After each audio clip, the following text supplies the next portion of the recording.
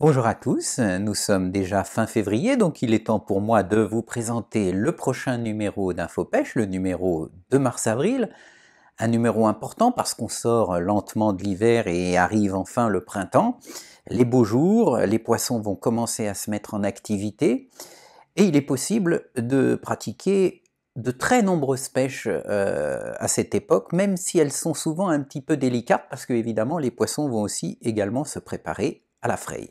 Alors, voici le prochain numéro avec une magnifique bourriche de gardon.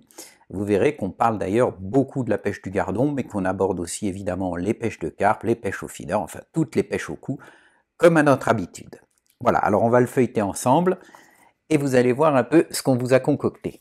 Donc voici ce numéro 64 de mars-avril 2020 d'InfoPêche. Donc on commence par l'édito sommaire, suivi comme toujours de vos questions et des réponses détaillées de tous nos experts. Alors on reçoit de plus en plus de questions, donc on a rajouté même une page dans ce numéro de plus. Alors des questions qui touchent évidemment toutes les techniques de pêche au cou, aussi bien les appâts que le matériel. Puis on attaque le gros dossier de David Ewing. Alors David se penche dans ce dossier sur les kits. En fait, si on regarde bien, c'est la chose qui a le plus évolué ces dernières années dans les grandes cannes roubaisiennes. En fait, on trouve des kits avec différents types de carbone, on trouve des kits qui permettent d'avoir maintenant des cannes excessivement polyvalentes, qui permettent de passer d'une pêche de friture à une pêche de carpe assez facilement. Et également, on a des longueurs de kits assez différentes, et surtout des kits de même longueur, mais avec des diamètres de sortie différentes, c'est-à-dire que ça permet d'utiliser des élastiques de diamètres différents, tout en ayant des kits tous de même longueur. Alors cela n'est pas sans conséquence quand même sur l'action des cannes évidemment, puisque un kit avec un diamètre de sortie plus important a une action très différente d'un kit de même longueur mais avec un diamètre de sortie plus fin, qui lui donne beaucoup plus de nervosité en particulier. David a également effectué des tests sur les kits peints de couleur claire pour voir si effectivement ils permettaient d'éviter d'effrayer les poissons dans les zones peu profondes ou dans les eaux claires. Enfin, comme toujours avec David, vous allez avoir un dossier très complet et vous allez sûrement apprendre beaucoup de choses très intéressantes. Ensuite, on a le dossier sur les coins de pêche avec toutes les régions de France, coins du domaine public, je le rappelle, mais aussi du domaine privé avec pas mal de carpodromes et fisheries. Et puis on attaque la partie purement technique et tactique.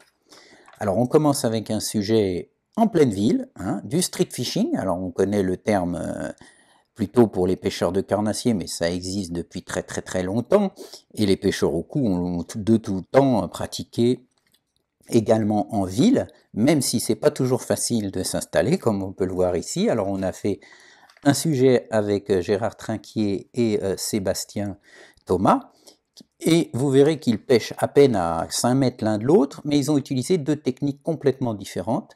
L'un avec uniquement de l'amorce et des asticots, l'autre uniquement à l'agrainage avec du maïs, et puis l'un à la canne à emmanchement et l'autre à la télescopique, et vous verrez que bien qu'ils sont vraiment très proches l'un de l'autre, au final, la bourriche n'est pas du tout la même, en tout cas au niveau des espèces, parce qu'elle est bien remplie quand même. Ensuite, on a un article sur des composants d'amorce assez originaux qui sont issus des céréales soufflées. Alors on connaît le pop-corn pour faire travailler l'amorce, mais il y a d'autres céréales qui peuvent être soufflées, le riz par exemple, le millet, le blé, et une fois réduits en farine plus ou moins fine, ils permettent de faire travailler l'amorce. Alors on explique leurs principales caractéristiques, mais également évidemment quand les utiliser et où. Et on parle même des céréales soufflées entières qui sont beaucoup utilisées dans les pays de l'Est, beaucoup moins en France, et qui sont utilisées là-bas en fait un peu comme un pop-up pour décoller l'èche du fond.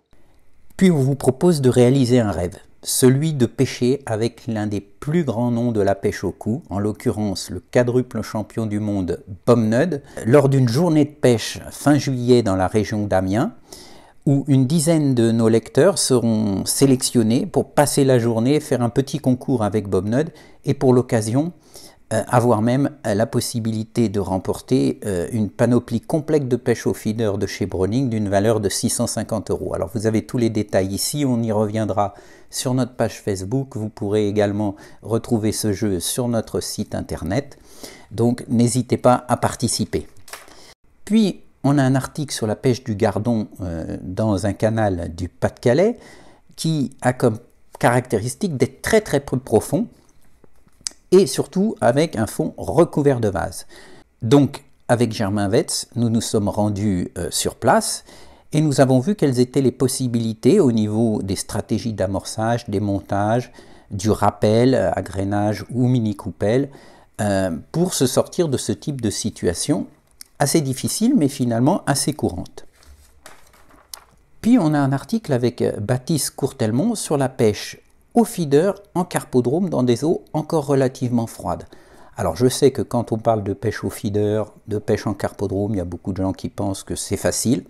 En fait, vous allez voir que ça se joue à beaucoup de détails, en particulier la taille du feeder ou du méthode feeder, voire le fait de pêcher plutôt au plomb, la taille des pelets, le type d'èche et le type de montage. Donc en fait tout se joue avec des petits détails. Et Baptiste là-dessus vous montrera énormément d'astuces. Et vous voyez que la bourriche finale est quand même assez impressionnante. Ensuite, on a l'article de Sébastien Rousseau qui s'est rendu dans le port de Mâcon, l'un des hauts lieux de la pêche au coup hivernale, où il y a des scores de gardons assez fabuleux.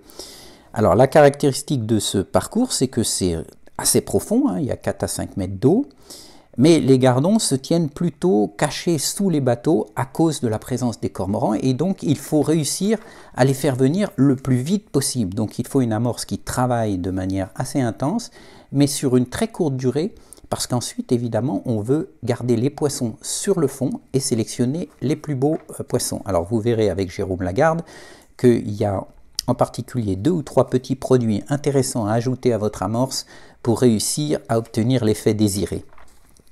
Ensuite, on a la partie matérielle, donc avec la présentation d'un tout nouveau sac de transport pour vos appâts et vos èches de chez Caperlan. Les dernières nouveautés, une panoplie pour pêcher au flotteur amorceur, les carpes. Puis nous avons un test sur les pellets d'amorçage qui nous a donné beaucoup de travail, croyez-moi, mais qui je pense devrait vous plaire. En effet, on ne s'est pas contenté de vérifier le diamètre des pellets, nous avons aussi mesuré leur longueur, et vous verrez que selon les marques, et même au sein d'un même paquet, il peut y avoir des différences de 1 à 2, voire à 3 en termes de longueur, donc forcément ça joue énormément sur la quantité d'appât que vous jetez dans l'eau. Mais on a également calculé leur volume, leur densité, qui est particulièrement importante si vous pratiquez des pêches à l'agrainage pour savoir à quelle vitesse le pelet traverse la couche d'eau, et évidemment également leur temps de dissolution. Donc on a plongé les petits pelets dans un aquarium, on avait pris notre chronomètre et puis on a calculé la vitesse de dissolution complète des différents pelets. Donc vous retrouverez tous ces résultats dans ces tableaux, il y en a beaucoup, il y a beaucoup de chiffres à lire, donc vous allez y passer un certain temps, je pense. Bon, pour vous faciliter les choses, on a fait une petite conclusion où on a repris les principaux points importants de ces tests. Et puis ensuite, on a la rubrique spécimen de Christian Moget. Alors il a beaucoup plu ce mois de février, donc le niveau des rivières est quand même monté pas mal. Alors Christian nous explique comment aborder la pêche lorsque les rivières sont en crue, tant au niveau du matériel que des appâts, mais surtout à quel moment. Est-ce qu'il vaut mieux pêcher lorsque la crue est montante, au moment où elle reste stable, ou au contraire à la décrue? Alors nous verrons qu'il y a des périodes effectivement plus ou moins favorables, et surtout qu'on peut cibler certains poissons à certaines périodes de la crue. Voilà, et puis on termine comme toujours avec les pêches d'antan, consacrées aux différents barbeaux qui existent dans le monde. Effectivement, il y en a énormément d'espèces très différentes, dont certaines qui peuvent atteindre 40 ou 50 kilos. Voilà, j'espère que vous prendrez plaisir à lire ce numéro et je vous dis à très vite.